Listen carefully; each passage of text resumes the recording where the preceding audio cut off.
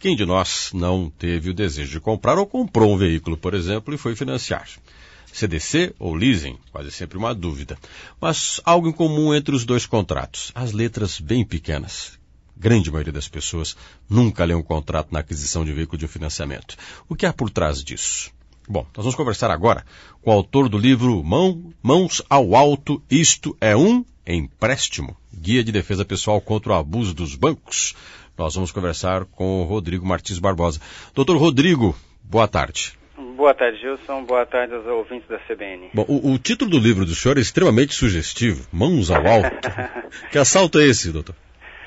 Veja, Gilson, parece uma brincadeira, né? Mas se a gente analisar bem lá no fundo, passa a não ser tão brincadeira assim, né? Ou, no mínimo, uma brincadeira de mau gosto. Porque, veja, às vezes a gente vai lá, faz um empréstimo, você acha que está fazendo um bom negócio, né? Você precisava do dinheiro, foi lá, achou que está fazendo um bom negócio, no fim das contas você vê que o banco está te levando muito mais daquilo que você achava que teria que pagar, né? E tudo aquilo que você entrega sem querer é um assalto, né? Agora, quais são as preocupações que a gente tem que ter e detectar esse assalto, né? Porque falta também um pouco de conhecimento de quem busca o empréstimo ou busca o financiamento. Exato, Gilson. Veja, o conhecimento, na verdade, é o principal, é o começo de tudo. Se a população tivesse um pouco mais informada ou soubesse como funciona, soubesse um pouco melhor como funcionam os contratos de empréstimo, né, de repente a situação pode começar a mudar. Né, porque o banco está lá para ganhar dinheiro mesmo, né, essa é a função dele. E está na função de quem vai lá tomar o empréstimo, e você tem que saber se aquilo serve para você ou não serve. O problema é que a maioria das vezes você não consegue saber, né? O que você precisa se preocupar, né? O principal de um contrato é sempre a taxa de juros. Esse é o principal, né? Só que geralmente você não tem meio para negociar, né? O consumidor comum ele não tem como negociar essa taxa de juros. E não só o valor da taxa, que a gente fala, a taxa está muito alta, né? Juro muito alto, e agora a gente está ouvindo que o juro está caindo, né? Mas assim, não é só o valor da taxa de juros. O que geralmente não vem explicado para a gente é como esse juro vai ser calculado. Às vezes aparece uma taxa, parece que ela está pequena, mas a maneira que ela vai ser calculada para ser aplicada no seu contrato vai acabar criando um monstro no final dele. Então existem algumas coisas que são colocadas junto com a taxa de juros que alteram ela e no final as contas não fecham. Ou seja, 2,2%, 1,6%, mas não é bem isso. Por exemplo, eu estou pagando 2%, fiz um contrato, vou comprar um carro agora e estou pagando 1,5% de juros. Geralmente não é essa a realidade, né? 1,5% de juros ao mês. E você vai ver que se você fizer a conta, 1% e meio de juros ao mês vai dar o quê? Vai dar 18% ao ano, né? Se você multiplicar agora se você for ver lá no seu contrato, você não está pagando 18% ao ano. Geralmente você está pagando 25%, 26%. Quer dizer, se eu estou pagando 1,5% ao mês, como é que eu estou pagando 26% ao ano? Né? Uhum. Mas isso geralmente, às vezes nem vem explicado no seu contrato. Isso é o que a gente se chama, doutor, de juro sobre juro? Juro sobre juro. Juro sobre juro, exatamente. Isso é tipicamente brasileiro, quer dizer, na maior parte dos países isso não existe. Veja, até existe em outros lugares, né? Só que não é bem do nosso jeito. Do nosso jeito, ele existe, mas ninguém está preocupado em explicar para você, né, que ele está cobrando isso. Uhum. E realmente, o juro sobre juro é uma coisa, a gente costuma chamar de anatocismo, esse é o nome que a gente dá juridicamente, né? É um dos principais vilões do contrato de empréstimo. Agora, existe aquela diferença que o senhor inclusive cita, as pessoas vão comprar um carro, por exemplo. Hoje se vende muito automóvel financiado, a grande maioria deles tem financiamentos que vão de 12 até 60 meses. E as pessoas costumam financiar leasing, financiar CDC. O leasing, há muito tempo atrás, né, há 20 anos atrás, o leasing era um arrendamento de um bem. Certo. E o leasing se popularizou, virou uma forma de financiamento. Qual a diferença entre o leasing e o CDC, por exemplo, no financiamento de veículo? Uma diferença básica, né? Assim, a diferença básica, que na verdade o contrato de leasing, se fosse ver o contrato de leasing mesmo, ele é bem mais complexo que o CDC.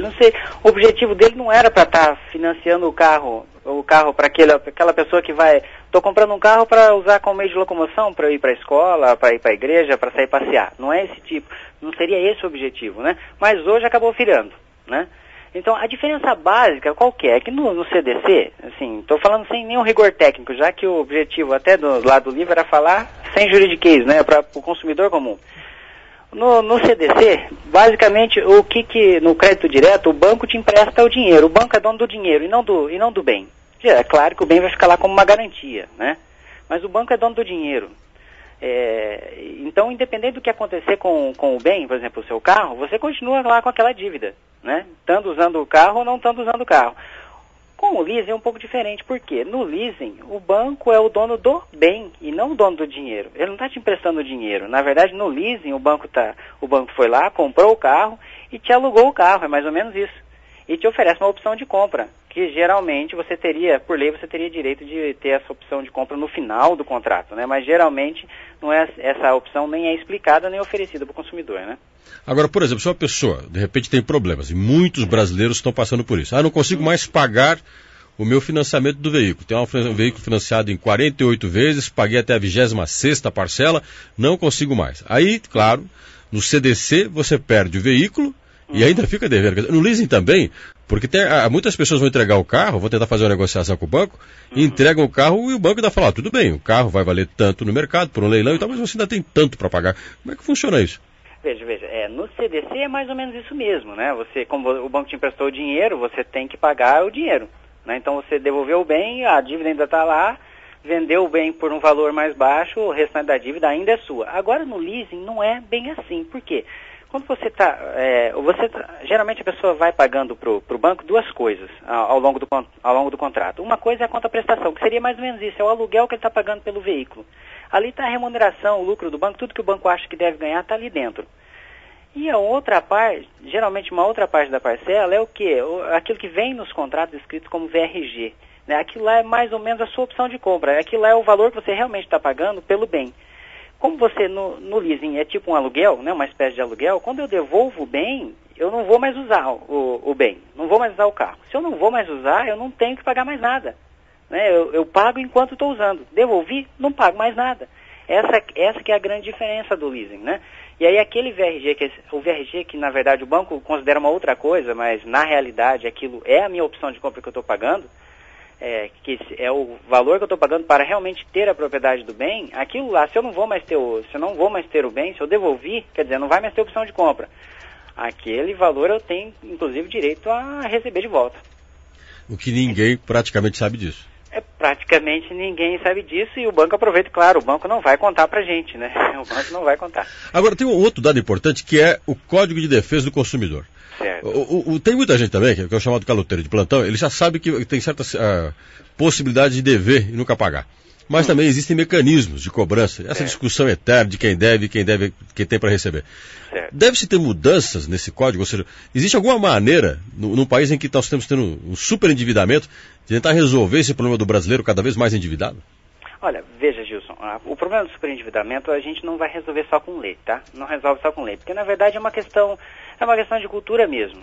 Eu acho que assim, antes de ter que discutir contrato, veja, discutir, justiça, é tudo o último caso. Você só vai para a justiça no último caso. Você não resolveu?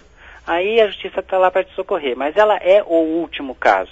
Né? Então antigamente até tinha aquele pessoal que entrava, que já contratava sabendo que não ia pagar. Hoje a situação está mudando um pouco, tá? Não está tão fácil de você fazer isso, e o que é uma boa coisa, né?